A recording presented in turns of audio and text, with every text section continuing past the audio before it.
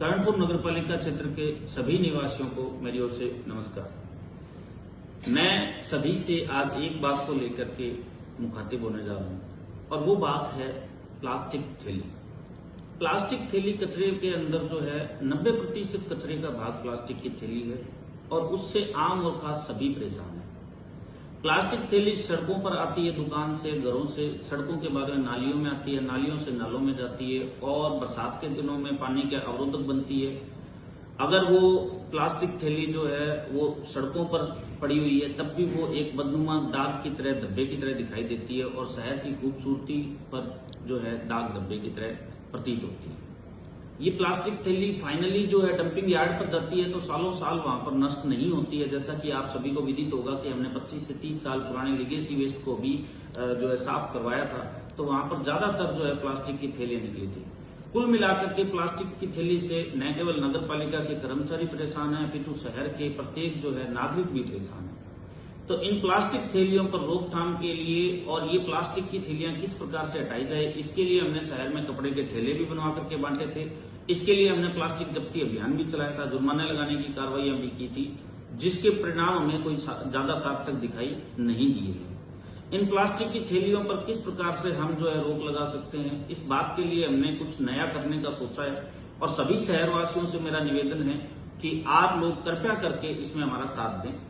हम जो है कल से एक नई जो है काम करने जा रहे हैं और वो सभी को मैं दूसरे वीडियो में बताऊंगा। आप सभी से एक आग्रह है कि क्या हम अपने शहर को साफ सुथरा बना सकते हैं।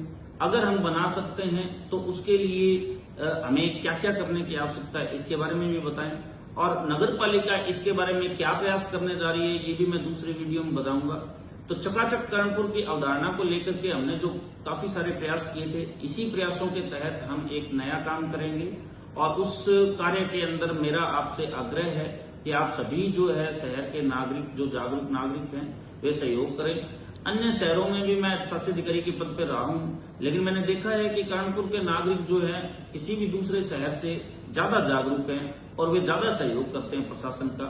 और अगर हम जो है कल से जो कचरे को संग्रहण के लिए जो काम करने जा रहे हैं, अगर इसमें आप लोगों का सहयोग रहा तो मेरा आपसे वादा है कि जो नाले नालियों में प्लास्टिक जो फंसती है और उससे फाइनली पानी में अवरोधक बनने से पानी जो है सड़कों पर आ रहा है, या नाले में जो है बरसात के दिनों में जो अवरोधक का काम कर रहे हैं, या डंपिंग यार्ड पर जो पॉलीथीन उड़ रही है, या सड़कों पर पड़ी हुई पॉलीथीन है, या नालियों में पड़ी हुई पॉलीथीन है, अगर हमने उस पॉलीथीन को जो है अपने उन जगहों से हटा दिया और फाइनली अगर उसको हमने कर्णपुर के बाहर भेज दिया तो इससे कई चीजें जो है वो सुंदरता के रूप में उभर कर आएगी।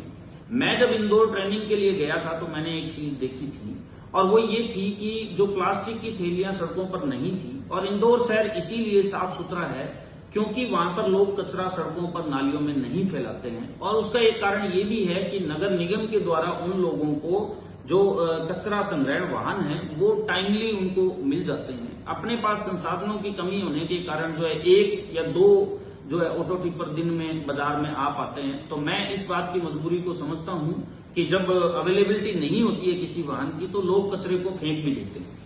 अगर वाहनों की प्रॉपर अवेलेबिलिटी हो जाए और कचरा जो है आपको डालने के लिए वाहन मिल जाए तो आप लोग हमारा सहयोग करें। और ये जो नई जो कार्य हम करने जा रहे हैं साफ सफाई के संबंध में, इसके लिए मैं आपको प्लान के साथ में एक और वीडियो डालूंगा। और कृपया आपसे सभी से मेरा निवेदन है कि आप हमारे जो है इस चकाचक कर्णपुर की अवधारणा को जो है पूर्ण रूप से सार्थक करने के लिए, साकार करने के लिए और हमारे शहर कर्णपुर को साफ सुथरा बनाए रखने के लिए अपने सुझाव भी दें।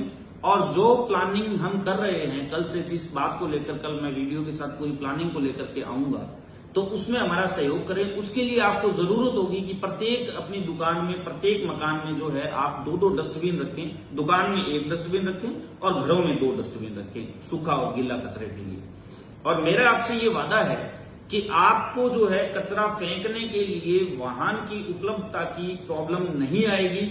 उसके बाद में आप हमारा कितना सहयोग कर पाते हैं वो देखने वाली बात होगी और हमें भी इस बात से उत्साह और मोटिवेशन मिलेगा कि आप लोगों ने हमारा सहयोग किया और कर्णपुर शहर को हम किसी भी अन्य शहर से साफ सुथरा बनाएंगे।